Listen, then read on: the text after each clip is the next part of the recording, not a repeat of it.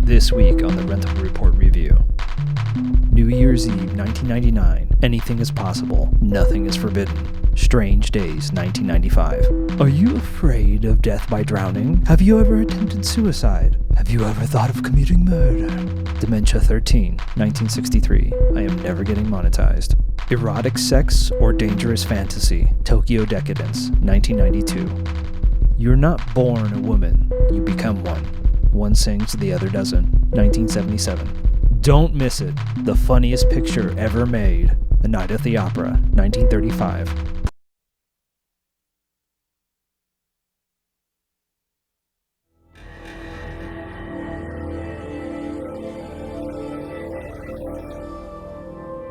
Have you ever jacked in?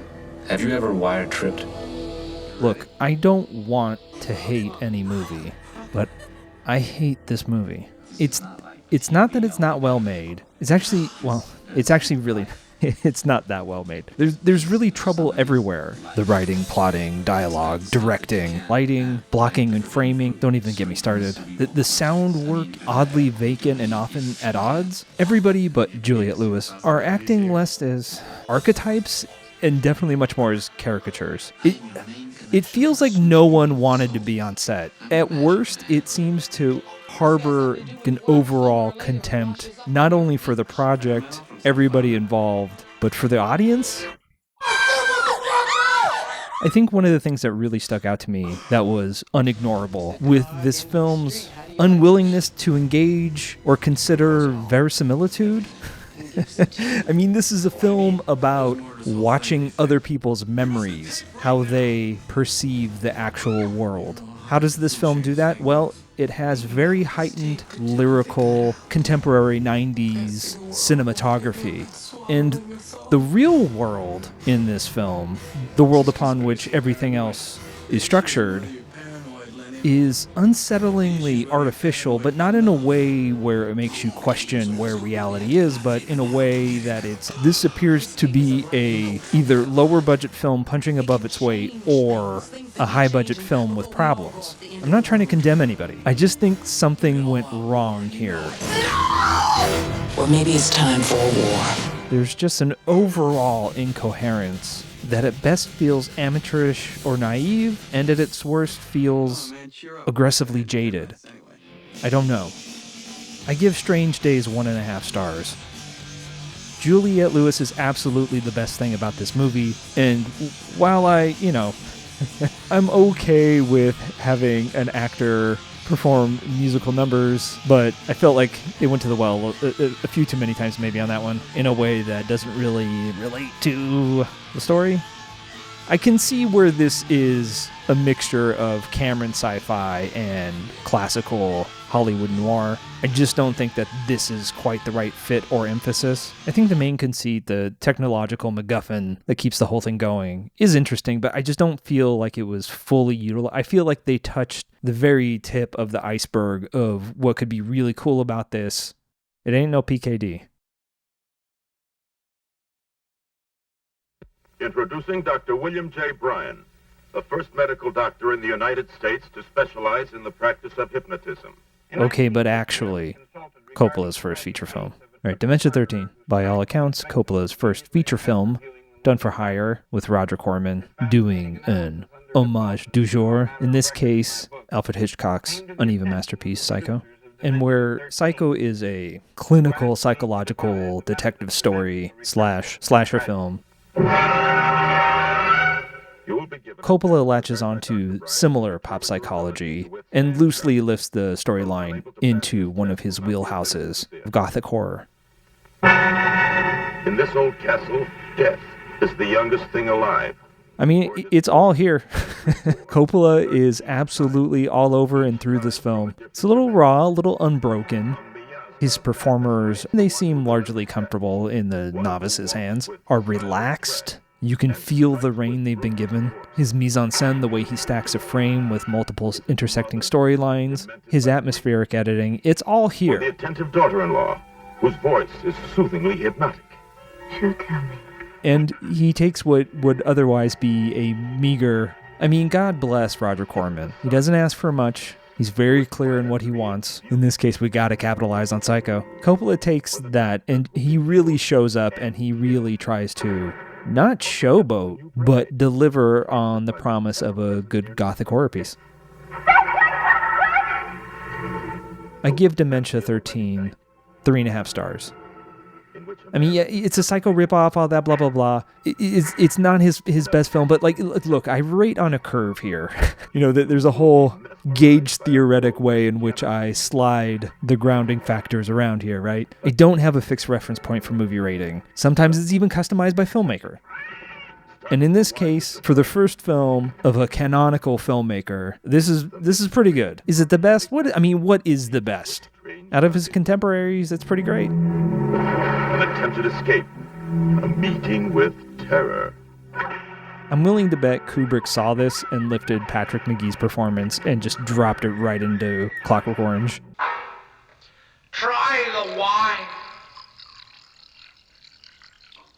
Luana Anders, she brings an immediacy. She seems to know what's coming in the not-too-distant future of American and international cinema. She has a certain amount of being in her performance.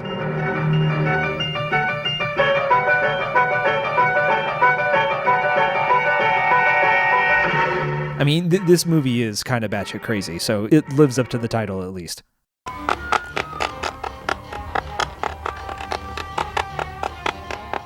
It's difficult, impossible, to deny the connection, the reliance between cinema and voyeurism. If I'm going to lay all my cards out, and at the risk of being TMI, I don't think I would consider myself a practitioner, a patron of the BDSM arts. But I do understand, on some level, the contract of trust that is and must be established between the participants. And I think very similarly here, by intoning that contract in the beginning of this film, Murakami is inviting us to participate in a similar contract, to trust him as he takes us through this harrowing, exhilarating, novelistic erotic fable.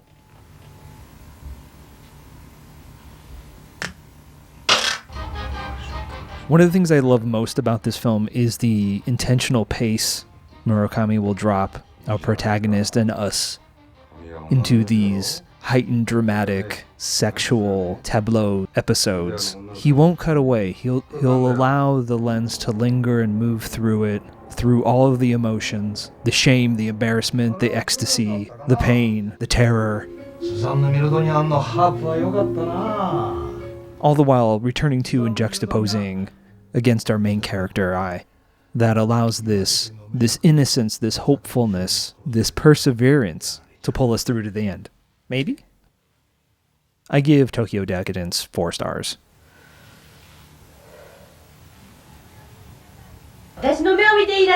This is gorgeously shot. Gorgeous. And it is a hot movie. If you like somewhat calmer, late-stage Ken Russell, or Tony Richardson, or if you like Secretary, or Murakami Miike's Audition, although in a different dimension, granted, I think this one's for you. There is a fairly long history of pink/Roman porno Japanese film erotic pictures, and the way that so many novels and films and manga are all able to maneuver through this complicated space, all that history shows, it's very interesting. I'm definitely going to have to, maybe explore it a little bit more.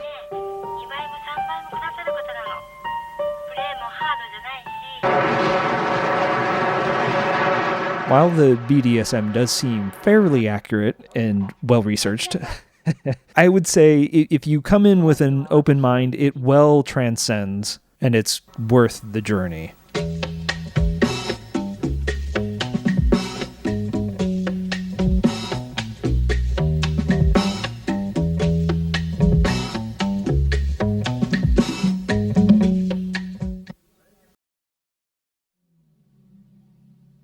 Plus tard, Suzanne et Pauline suivaient de très près le procès d'une jeune fille de 16 ans qui avait avorté. I don't know what's taking me so long to finally come around to actually watching Agnes Varda. I mean, I did see Cleo from 5 to 7 back in college. She's very clearly a towering figure You see her film print all over independent cinema. I knew I would have to and want to actively engage in her work, and I knew she was a bit prolific. So I didn't really know where to start, and then finally I just decided to plunge in. I don't know why I picked this one in particular, other than it seems to be in the ether. I can definitely tell you one. I did not know how welcoming and alive this film would be.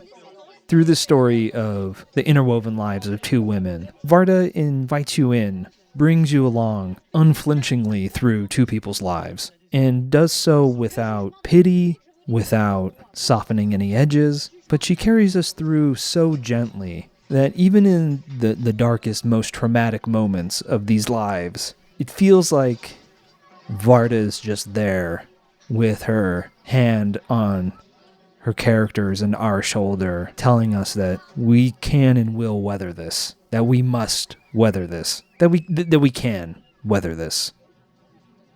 I give one sings, the other doesn't 4.5 stars.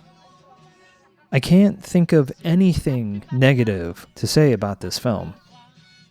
I do think it is one that you put on every so many years and you grow into it. You grow with it.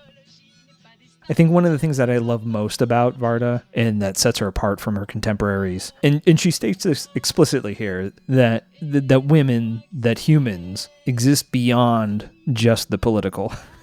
There is so much scaffolding of the political in this film, but the actual structure, the actual architecture, the actual dwelling, the actual heart of this film, Varda's tapping deep into the mysteries of existence and connection itself. I mean, it's just hilarious too.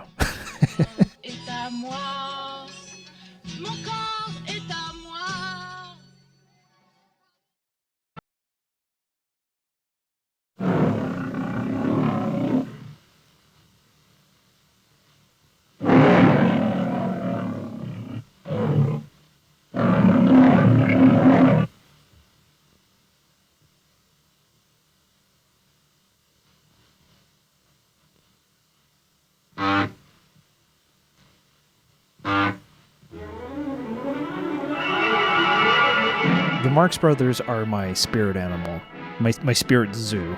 One of the first things I have any memory of ever watching in my life is Duck Soup on repeat, until I discovered Star Wars. Then it was Star Wars and Duck Soup on repeat. The thing that kept resonating with me over and over and over again is the absolute anarchy of the Marx Brothers. The subject matter, the storytelling, how the story unfolds, but also their actual dynamical performance, solo, against each other in pairs. It's chaos strung together by bungee cords. It's like this jam band that every few moments threatens to fall apart into separate rhythms and melodies, but just recrystallizes and transforms into some sort of magical variation on the theme. Or it just, these are performance masters masquerading as various clowns to completely dismantle every socio-cultural convention. Just utterly eviscerated. Stuart? Come right ahead. I give Night at the Opera 4 stars.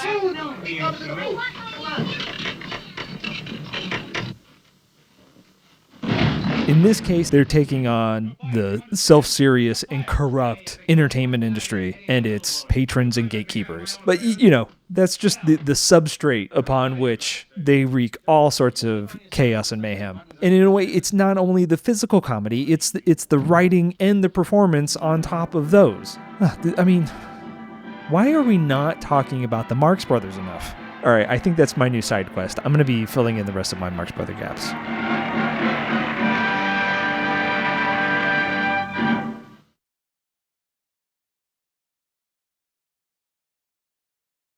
Thank you so much for watching. You can follow me on Instagram and X to see what movies I'm renting next, and pretty much everything is on my letterbox. I am going to go watch some more movies.